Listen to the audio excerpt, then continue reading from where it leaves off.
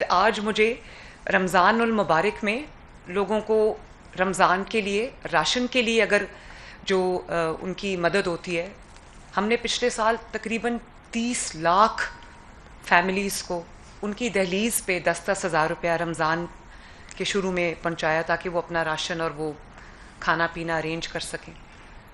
तो मैं जब चीफ मिनिस्टर का ओथ लिया उसके फ़ौरन बाद रमज़ान आ गया, कोई डेटा नहीं था, तो जो हमने राशन तकसीम किया वो गलत लोगों को भी चला गया, क्योंकि पिछली गवर्नमेंट ने बहुत पॉलिटिकल एंट्रीज़ उसमें डाली हुई थी जिसमें अमीर लोगों के घर भी राशन चला गया। तो मैंने सोचा कि ये तो मेरे पास टाइम नहीं था, ये तो हो गया, अब मैं ये नहीं होने दूंगी इंशाल्लाह। गरीब का हक उसकी दहलीज पे इज़्ज़त के साथ उसका दरवाज़ा खटका के उसका हक, ये कोई भीख नहीं है, ये कोई मदद नहीं है, ये उसका हक है, वो उसकी दहलीज पे पहुंचेगा। और गरीब का हक किसी अमीर को नहीं मिलेगा, और गरीब का हक जो है वो उसके मांगे बगैर उसको उसका लोग बड़े हैरान हुए जब लोगों ने उनका दरवाज़ा खटका के उनको ये कहा गया कि आपके लिए 10,000 रुपया आया है। तो वो खोल रहे थे और उन्होंने सोचा सिर्फ ख़त है, ख़त भी था एक हमारी तरफ से। तो जब अंदर से उनको चेक मिला तो उनको समझ आया कि ये तो हमने मांगा ही नहीं था। गरीब को ढूंढ के उसके घर तक पहुँचे हैं माशाल्लाह, और इंशाअल्लाह ताला इस सिस्टम को हम दिन ब दिन और स्ट्रेंथन कर रहे, इम्प्रूव कर रहे। ये जो ई बिज़ की आपको मैंने अभी स्टोरीज भी सुनी, ई बिज़ एक बहुत क्रॉनिक मसले को हमने एड्रेस किया है। क्रॉनिक मसला क्या है?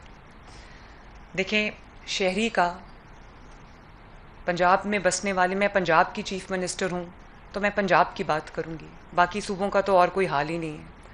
पंजाब में जो रहने वाले लोग हैं, शहरी हैं पंजाब के, मैं ये चाहती हूँ कि एक सूबे का, हुकूमत का और अवाम का एक ऐसा रिश्ता बने आपस में कि उनको ये पता हो कि अगर हमें कोई ज़रूरत पड़ेगी, कोई आंधी आएगी, तूफ़ान आएगा, खुदा न खास्ता अगर कोई किसी के घर में बीमारी आ जाती है या कोई सैलाब आ जाता है, बारिश हो जाती है, कुछ हो जाता है, तो उनके घर तक हुकूमत पहुंचेगी। ना सिर्फ ये कि वो हुकूमत को आवाज़ें देते रह जाएं और कोई मदद पे ना आए, बर्फ़ पड़नी शुरू हो जाए और लोग बर्फ़ के नीचे दब जाएं और आवाज़ें दें और हुकूमत ना आए। ये भी हुआ है पंजाब में, ये वही पंजाब है जहां ये हुआ है।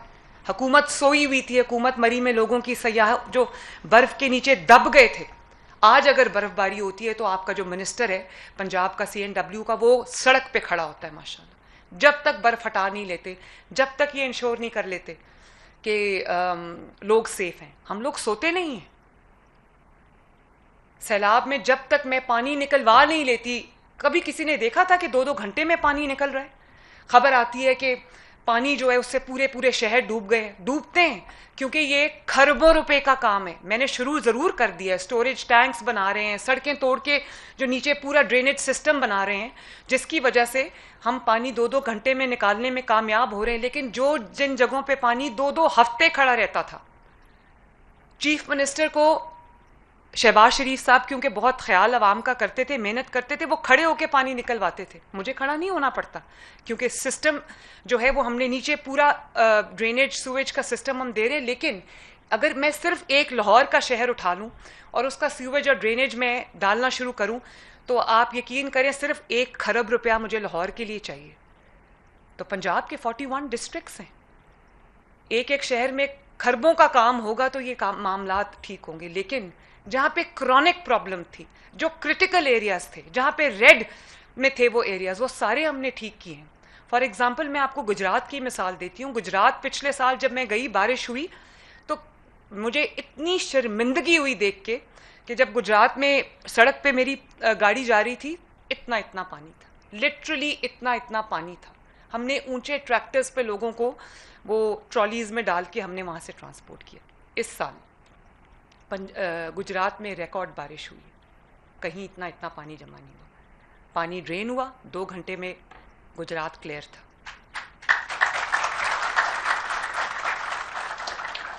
तो मैं जगह जगह जाके नहीं देख सकती, मैं गुजरात में जाके नहीं देख सकती, मैं एक ही वक्त में गुजरांवाला जाके नहीं देख सकती, मैं एक ही वक्त में पिंडी जाके नहीं देख सकती।